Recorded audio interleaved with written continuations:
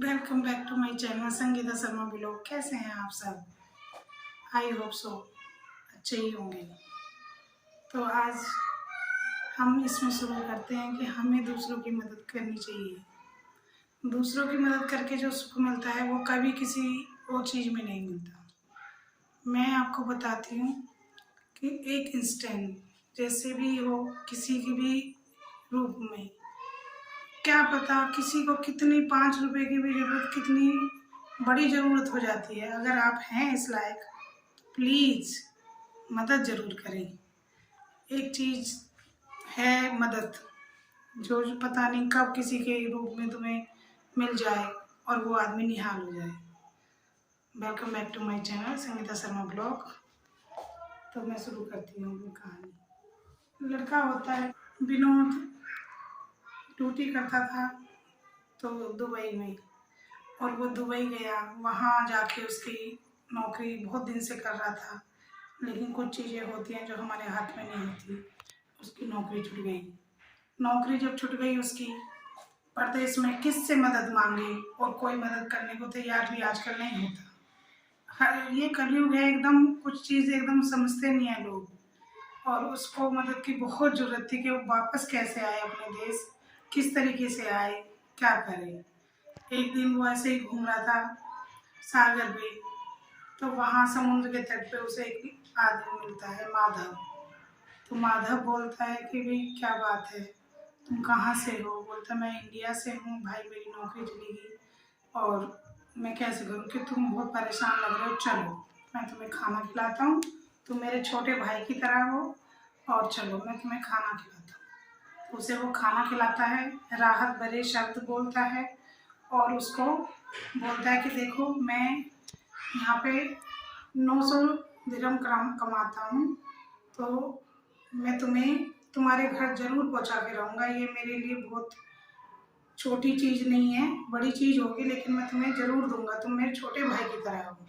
और उस टाइम मुझे मदद की कितनी ज़रूरत थी, बस मेरे लिए वो भगवान के रूप में आया था। और माधव ने मुझे बड़े भाई की तरह एक मदद की, मुझे 300 दिरहम दिए और मैं अपने देश आ गया। ये तो बात थी 4 साल पहले की। आज मैं अपने देश में हूँ, त्रिवेंद्रम में अपनी दुकान चला रखी है, बहुत अच्छा काम चल रहा हूँ, और मैं अपनी दुकान पे बैठा हूँ, और कोई आदमी मेरी दुकान का पता पूछ रहा है, और वो पूछता पूछता आता है, तो मैं देखता हूँ अरे ये तो माधव है। तो वो मैं भाग के जाता हूँ कि भाई माधव, और मुझे समझ में भी आ रहा था माधव किस रूप में आया। वो उसकी नौकरी जा चुकी थी, वो अपने दोनों बच्चों के साथ इंडिया आके अपने ससुराल में रह रहा था, और वो परेशान था, और वो उसकी शराब पी कर भी आया था। तो विनोद बोलता है कि भाई तुम कैसे, चलो चाय पीते हैं।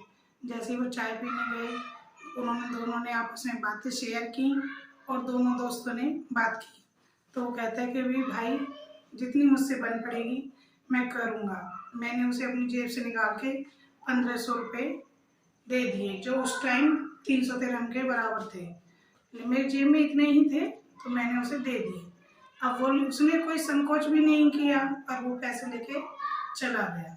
अब वो 10-5 दिन में कभी भी आ जाता, और शराब भी पीता था, आता था, और 500-1000 रुपये मांगता था, और मैं उसे दे भी देता था।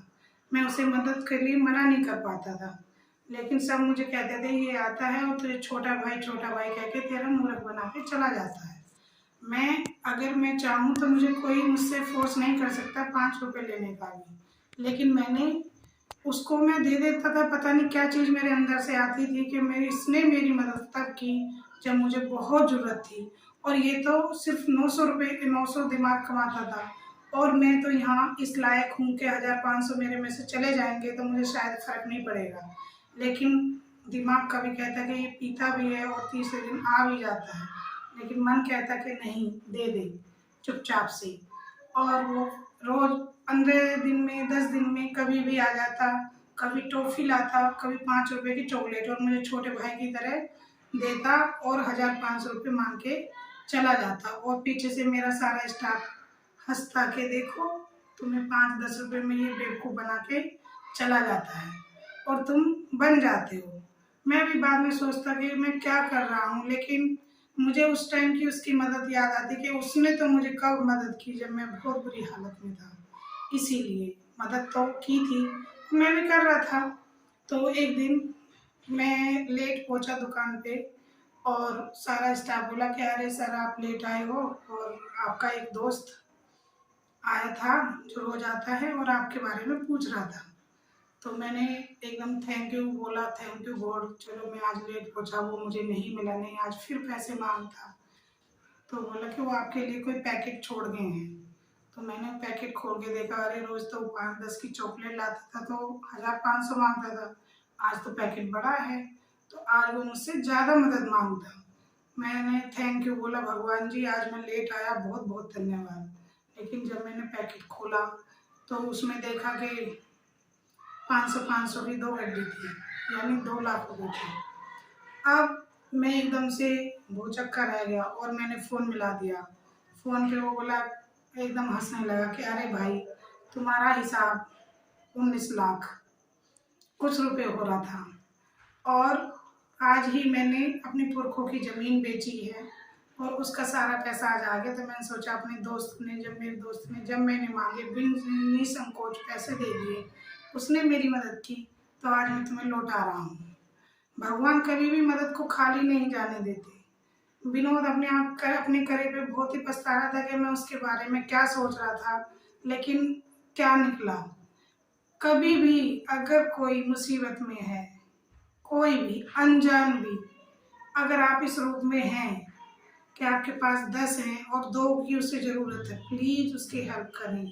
कई बार तो उम्मीद भरे शब्द ही किसी के लिए बहुत होते हैं। अगर आपसे कोई उम्मीद मदद मांग रहा है तो पता नहीं वो किस परेशानी में है और किस हालात में है। मांगने वाला अपने आप को बहुत लाचार करके मांगता है, तो आप उसकी मदद ज़रूर करें।